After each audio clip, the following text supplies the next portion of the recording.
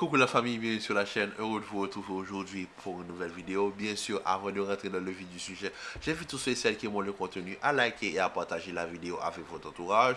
Sur ce, revenons sur cette conclusion de la deuxième journée de la Copa América qui s'est conclue hier soir avec la victoire du Brésil face au Paraguay. Le Brésil qui quand même a montré un très beau visage. Donc avant de parler du match du Brésil, j'aimerais juste qu'on revienne un petit peu sur les phases de groupe. Donc je vous affiche les groupes à l'écran. On a dans le groupe A, l'Argentine qui est premier avec 6 points. Le Canada, vainqueur du Pérou 1-0, est deuxième avec 3 points. Chili troisième, Pérou quatrième, dernier. Dans le groupe B, nous avons le Venezuela premier avec 6 points, quand même très surprenant, surtout dans ce groupe comprenant le Mexique et l'Équateur. Le Mexique et l'Équateur Équateur-Mexique qui sont respectivement deuxième et troisième, et la Jamaïque mon dernier.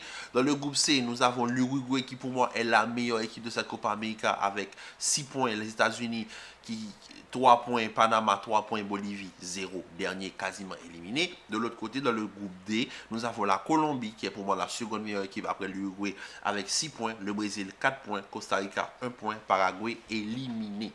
Donc comment vous dire, moi, il y a quelque chose qui a attiré mon attention, c'est les polémiques autour de l'Argentine. Donc, on va rester sur les deux équipes qui nous intéressent le plus, on le sait tous, c'est l'Argentine et le Brésil. Tout en sachant que je dis, et je tiens à le souligner, que pour moi, la meilleure équipe, l'équipe à suivre lors de cette compétition, c'est l'Uruguay. Donc, l'Argentine. L'Argentine, pourquoi il y a des polémiques autour? Je vous mets les images à l'écran. Quand tu as ce genre de fautes-là et que ces fautes-là ne sont pas sifflées, énormément de gens se posent des questions. Et je peux le comprendre. Mais il faut comprendre une chose. Déjà, je ne vais pas excuser l'arbitrage, parce que l'arbitrage, on le sait tous, c'est catastrophique. Mais au niveau de la CONMEBOL, c'est encore pire.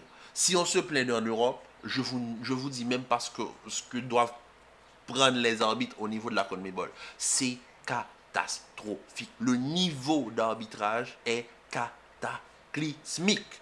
Donc, l'Argentine qui a des polémiques autour, sachant que c'est une équipe, ils se disent qu'il y a des rumeurs disant que l'Argentine achète les compétitions, l'Argentine achète ses matchs. Stop, stop. Toute grande équipe est favorisée, comme au niveau des clubs, comme au niveau des sélections. Si le Brésil joue face au Costa Rica, le Brésil sera favorisé. On a vu lors du premier match, ça n'a pas été le cas, quand même. Mais c'est très rare que ça arrive que les grandes équipes ne soient pas favorisées par rapport à la petite équipe. Donc, l'Argentine, effectivement, il y a énormément de choses, mais moi j'aimerais vous dire juste une chose. Je l'ai déjà dit auparavant que l'Argentine ne produit pas forcément le meilleur football. L'Argentine, c'est pas l'équipe qui va venir jouer le plus beau football qui existe. L'Argentine, c'est une équipe qui est devenue une équipe cohérente. Parce que je pense que les gens là qui parlent du niveau de l'Argentine sont encore bloqués dans le passé. C'est-à-dire, ils se disent, oui, on a remporté une Coupe du Monde, c'est la Copa América, on aurait pu changer un tout petit peu de système, on aurait pu revenir au beau jeu. Parce qu'on connaît l'Argentine, on a connu une époque d'Argentine avec les Juan Riquelme, Juan Pablo Sorin, Pablo Aymar, Ayala, voilà, il y avait une belle équipe, Carlos Tevez, etc. Donc, il y avait une belle équipe autour de la sélection argentine.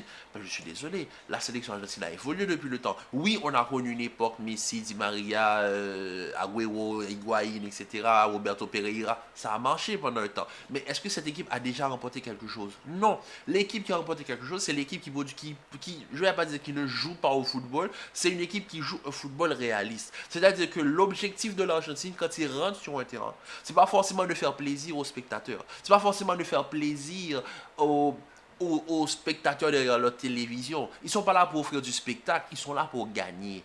Parce que j'aimerais que les gens fassent la différence entre une équipe qui vient jouer au football et une équipe qui vient gagner le match. Parce que moi, ok, je vais prendre un autre exemple pour vous montrer un exemple plus clair. City Real Madrid. Le Manchester City de Pep Guardiola, ils ont un système. Leur système, c'est quoi? C'est un jeu, on va pas dire stéréotypé, mais c'est un jeu énormément de protection, un pressing très haut, énormément de mouvements. Donc c'est plaisant à voir jouer. Mais quand tu joues face à ce City-là, le seul moyen que tu as pour battre ce City, c'est de renoncer à ton football et de jouer un football ultra défensif. Ce qu'a fait le Real Madrid. Donc le Real Madrid s'est dit, on va abandonner notre football, tant qu'on gagne le match, c'est ce qui est le plus important. Et bien l'Argentine, c'est ce qu'ils font. Ils ne sont pas là pour offrir du spectacle, ils sont là pour gagner. Peu importe la manière. S'ils doivent casser les pieds des autres là, ils vont le faire. Et on l'a vu quand De Paul a fait ce tacle, on a vu quand l'autre l'a attrapé le pied du Chilien, l'arbitre n'a pas sifflé, l'arbitre a sifflé faute mais n'a pas donné de carton. Là, on va pas se mentir, là c'est carton quand même, mais l'arbitre n'a pas donné de carton. Donc là, je peux comprendre les polémiques autour de l'arbitrage, mais l'arbitrage est catastrophique au niveau de la CONMEBOL, on le sait déjà. Donc pour moi, il faut éviter de critiquer ce que fait l'Argentine et surtout de se dire quelle équipe pourra battre cette équipe d'Argentine. Parce que quand on regarde cette équipe d'Argentine, la seule équipe pour moi capable de la battre, c'est l'Uruguay. Parce que même la Colombie, qui est pour moi la seconde meilleure équipe de cette compétition, ne peut pas battre l'Argentine. La manière dont joue l'Argentine est très compliquée. Donc pour moi, la seule équipe capable de la battre, c'est l'Uruguay. Donc l'Argentine, moi je dis juste une chose, quand vous regardez un match de l'Argentine, ne soyez pas étonnés que le spectacle n'est pas au rendez-vous. L'objectif principal de cette équipe, c'est de gagner à tout prix. Sachant qu'on arrive avec un Messi en fin de carrière, un Di Maria en fin de carrière, une relève qui n'est pas encore vraiment prête, et énormément de soldats autour du colonel Messi, comment vous dire que ça... Faut pas s'attendre à grand chose au fait. Maintenant, de l'autre côté, du côté de la Seleção au Riverde, on a eu un Brésil qui a eu à charge de revanche. Et comment vous dire, je pense que j'avais un petit peu raison. On va pas se mentir. Quand on a changé Arana pour mettre Wendel, on a vu une différence sur le côté gauche, non? Je pense que là, c'était pas compliqué je pense que c'était pas compliqué à comprendre, quoi. Tu as l'un des meilleurs latéraux actuellement en Europe. Pourquoi tu ne le fais pas jouer, en fait? Oui, Wendel n'est pas vraiment, on va dire, plébiscité parce qu'il joue du côté du FC Porto, mais Wendel est un très bon latéral. Et on a vu le côté gauche hier, ça a changé. On avait un côté gauche beaucoup plus structuré. En plus de ça, hier, finalement, pour la première fois, Vinicius a fait plaisir. Il a pris le leadership. Il a dit, c'est mon équipe, je vais gagner tout seul. Et franchement, ça fait plaisir. Parce que je me disais que dans cette équipe-là, je ne voyais aucun leader. Pour un match, je dis bien, pour un match, Vinicius a pris le leadership. Et aussi, de l'autre côté, le fait d'avoir amené Salvio à la place de Rafinha, un joueur un petit peu plus dans le football de possession, n'est pas forcément dans la prise de l'espace comme Rafinha, on a vu un certain équilibre. Et Salvio a marqué un très beau but, je pense que c'est son premier but avec la sélection brésilienne. On l'a vu. Le seul hic pour moi au niveau de l'attaque brésilienne hier, c'était Rodrigo. Parce qu'on va pas se mentir, Rodrigo était quasiment absent lors du match. Moi, je dis juste une chose. Pourquoi sacrifier Rodrigo tandis que tu as un joueur du calibre d'Hendrick sur le banc? On a vu pendant le match, les caméramans ont rapidement fait des plans sur Hendrick. Parce que je pense que le fait que Hendrick devrait être titulaire dans cette équipe. Parce que pour moi, mettre Rodrigo en pointe, et on le sait du côté du Real Madrid, Rodrigo, le mettre en pointe, c'est le sacrifier, en fait. Pour moi, Rodrigo doit jouer sur le côté. C'est pas un joueur de pointe, c'est pas un attaquant. Il ne peut pas, c'est pas un buteur. Oui, il peut être là pour prendre de l'espace et gérer, mais c'est plus pour. Et bien, c'est à ce moment-là, tu sacrifies Rodrigo. Parce que Rodrigo, c'est pas son rôle, en fait.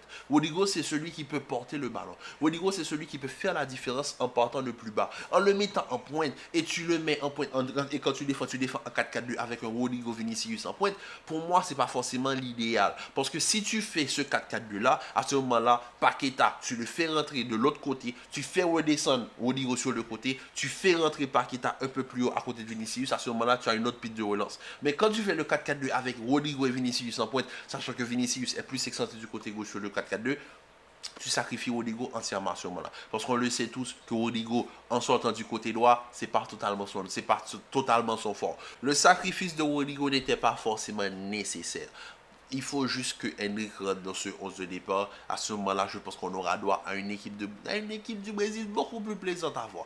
Mais comparé au match face au Costa Rica, je pense que le Brésil s'est bien racheté. La victoire a fait du bien. Ils sont quasiment deuxième. Si je vous remets les phases du groupe à l'écran, on a un Brésil quand même à 4 points. Ils vont jouer la Colombie. Le Paraguay et le Costa Rica vont s'entretuer entre les deux. Mais bon, quasi, on va pas se mentir, la Colombie est qualifiée, le Brésil a 4 points, même si le Costa Rica bat le Paraguay, le Costa Rica aura 4 points, à moins de faire un ravage face au Paraguay, je vois aucun moyen pour que le Costa Rica se qualifie. Pour moi, c'est ce qu'il fallait. Il fallait se rassurer avant la Colombie. C'est ce qu'ils ont fait. Maintenant, je donne le pronostic direct pour le match de la Colombie. Donc, pour moi, le Brésil ne pourra pas battre la Colombie. Parce que, comme je l'ai dit, la Colombie, c'est la seconde meilleure équipe après l'Uruguay. Et les Colombiens, ils font peur. Maintenant, quelle Colombie on aura face au Brésil, on ne sait pas. on espère avoir quand même du spectacle. Colombie-Brésil, ça reste quand même une très belle affiche au niveau de la CONMEBOL. On s'attend à du spectacle, du moins on l'espère pour la beauté du football, on l'espère. Mais bon, on ne sait pas. Moi, je m'attendais quand même à un Costa Rica beaucoup plus joueur parce que hier, on l'a vu, le Costa Rica face à la Colombie, ils sont venus avec un autre visage. Je m'attends, s'il vous plaît, les Colombiens, je vous en supplie, ne venez pas défendre. Ne venez pas défendre. Mais vu qu'ils sont qualifiés, je peux m'attendre quand même à une certaine rotation. Mais c'est ça, il y a des mais, une victoire face au Brésil, ça fait du bien. Sachant qu'ils ont déjà battu le Brésil il n'y a pas si longtemps en éliminatoire, je pense qu'ils vont vouloir faire la même chose. Mais il y a une compétition. Est-ce qu'il ne faudrait pas faire une rotation? Je ne sais pas. Mais pour moi, tout dépend du 11 de départ. Si c'est le 11 titulaire de la Colombie qui commence, pour moi, le Brésil perd le match. Si le Brésil bat la Colombie, c'est un miracle. Pour moi, c'est un miracle parce que cette équipe brésilienne-là, ça ne m'apporte absolument aucune garantie. Je regarde le Brésil, je me dis que c'est une équipe qui vit au jour le jour. Parce qu'il y a, par exemple, le fait que Vinicius ait pris le leadership sur un match, ça fait plaisir. Il le fait parfois au Real Madrid. Mais la continuité, c'est un problème chez Vinicius. Parce que parfois, il peut se laisser emporter. Et si l'arbitrage n'est pas forcément dans son sens, il peut vriller. Donc, on s'attend quand même à un Vinicius de taille patron. Parce que quand même, c'est quasiment peut-être le futur Ballon d'Or. Donc, il doit quand même réussir sa Copa América. Donc, je m'attends à un grand match de sa part. Mais la Colombie reste la Colombie. Et ils ont des défenseurs très vicelants, comme Nayer Mina, qui peuvent faire très mal. En tout cas, la famille, c'était la deuxième vidéo concernant la Copa América sur la chaîne. J'espère que vous appréciez ce format. Le fait de faire les choses journée par journée au lieu de faire match par match. Donc, on se retrouve plus tard pour le débrief des deux matchs de l'Euro parce qu'on va attaquer la huitième de finale aujourd'hui. Suisse, Italie et Allemagne, Danemark. Vous connaissez déjà mes pronostics. Donc sur ce, on se redit à tout à l'heure pour une nouvelle vidéo. Commentez, likez, partagez. Restez en paix, en santé. Prenez soin de vous. Et on se dit à plus tard pour une nouvelle vidéo. Peace.